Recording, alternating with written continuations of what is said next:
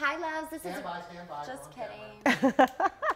Now, you didn't know I was that ready, did you, Andy? You thought it was gonna be a second. Okay. Go ahead when you are ready.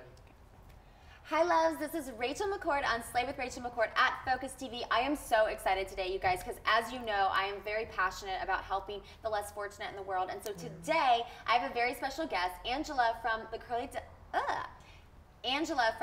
Top Baker. Yes. She is so amazing. Thank you so much for being here. Thank you for having me. This is so exciting being here. I'm so excited. I already butchered the very beginning, but I feel like we just go with it and course, just like get of in course. there. It's about baking. Everything has to be like mixed around and whatever. Yeah, and then it tastes good all together afterwards. You are so amazing. I love what you're doing with your passion to help the homeless. So tell me a little bit about how that came to be. Gosh, it started with just loving to bake cookies. And we moved, originally we're from California. We moved to Las Vegas about 9 years ago, and I wanted to come up with a hobby of something else to do, keep myself motivated and happy. So I started baking for my husband's work and any kind of fun events through school and that sort of thing. And then found the homeless piece, thought, let's just do something a little bit better and let's just reach out and give these cookies to the homeless. So since then, we've been baking for the homeless every week.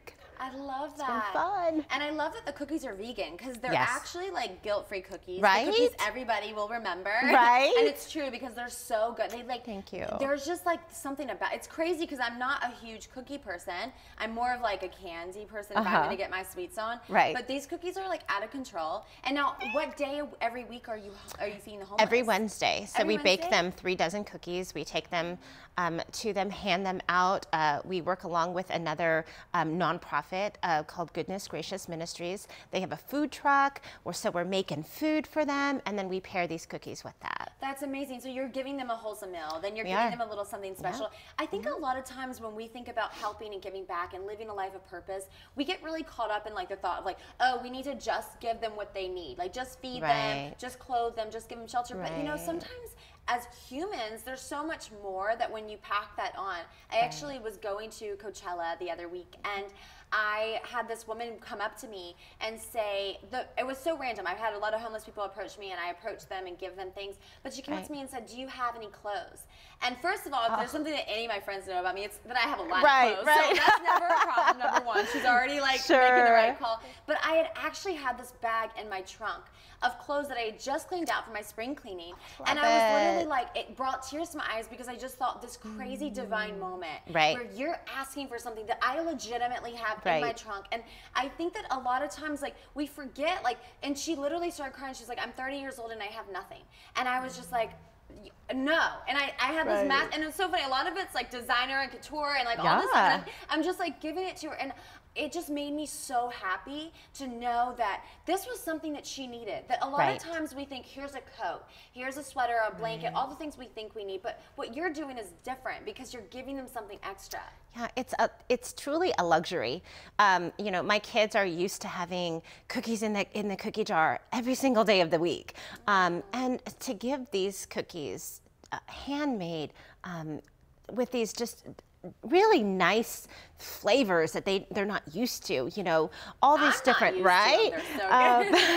they just love it. It's a luxury for them, so they look forward to it. They're used to being tossed day-old stuff, week-old stuff, crusty stuff, hard stuff, even just a bag of Chips Ahoy cookies. They'll take it, but something made with love is just, it takes it to another level. And for me, it does as well, because this has just created such a memory for them. It's created an experience. Food brings back this love and this connection between people that you can't put a price on it. It's so true. And what I love about this also is the fact that this product is something that really just reminds you of being a kid.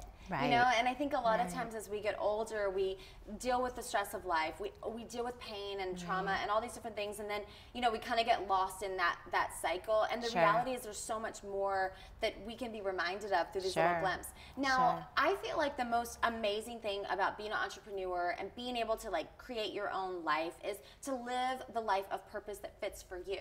And when you can blend that with that purpose being something that actually helps people, it's even more powerful. Oh, of course. So what advice advice would you give to people watching who really want to find a way to create something like Curly Top Baker and actually have that whole brand for themselves? It would just be do what you love and do it well. Don't try to be like everyone else. Don't try to come up with the next greatest thing. Just do what you love. And when you're doing what you love, it doesn't feel like work. I bake every single day, and it's so much fun, and there's messes in the kitchen, and there's lots of cleanups, and my hands are burned, and a lot of people don't see all of the behind the scenes work that goes into doing what you love. But for me, it's just all in love. At the end of the day, I go back home and I enjoy it.